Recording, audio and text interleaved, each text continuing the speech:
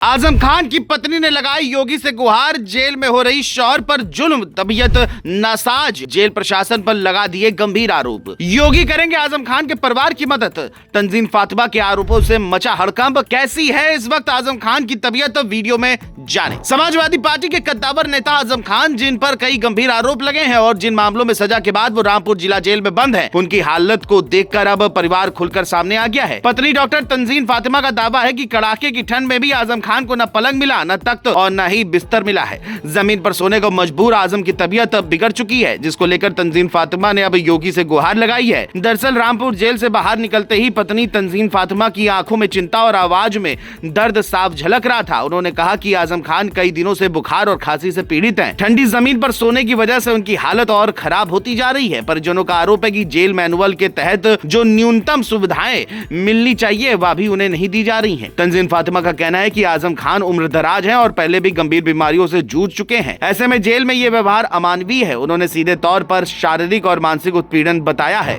परिवार का दावा है कि ये पहली बार नहीं, जब इस समस्या को उठाया गया हो, इससे पहले भी कई बार जेल प्रशासन और अधिकारियों को अवगत कराया गया, लेकिन हर बार सिर्फ आश्वासन मिला। तंजीन फातिमा का कहना है कि जब एक आम कैदी को भी ठंड में बिस्तर और कंबल दिया जाता है तो फिर आजम खान के साथ ऐसा व्यवहार क्यों? सवाल ये भी उठ रहा है कि क्या कानून सबके लिए बराबर है या फिर सियासत की वजह से इंसानियत को नजरअंदाज किया जा रहा है। जैसे ही ये बयान आया वैसे ही सियासी हलकों में इसकी चर्चा शुरू हो गई। खबर है कि अखिलेश शिवपाल भी इस मामले में नजर बनाए हुए हैं।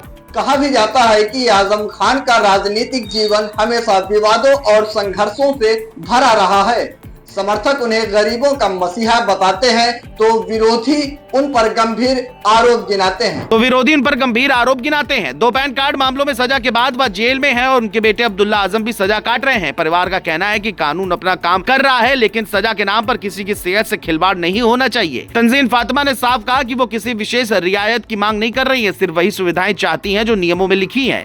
वही पूरे मामले ने सियासी गलियारों में भी हलचल मचा दी है। समाजवादी पार्टी के नेताओं ने सवाल उठाया है कि अगर एक पूर्व मंत्री और वरिष्ठ नेता की ये हालत है तो आम कैदियों का क्या हाल होगा। दूसरी ओर जेल प्रशासन के सूत्रों का दावा है कि आजम खान को कंबल, गद्दा और अन्य जरूरी सामान दिया गया है, लेकिन परिवार इन दावों को सिरे से खारिज कर रहा है। यही टकराव अब इस मामले को और संवेदनशील बना रहा है। अब सबसे बड़ा सवाल यही है कि क्या योगी सरकार इस गुहार को इंसानी नजर से देखेगी? क्या आजम खान को उनकी उम्र और स्वास्थ्य को देखते हुए बुनियादी सुविधाएं मिलेंगी, या फिर यह मामला भी सियासी बयानबाजी तक सिमट जाएगा? जिन लोगों के लिए आजम खान ने जिंदगी भर आवाज उठाई, आज वही लोग उनकी सेहत को लेकर फिक्रमंद है। निगाहें अब योगी आदित्यनाथ पर टिकी है। फैसला उनका होगा, लेकिन संदेश पूरे प्रदेश में जाएगा।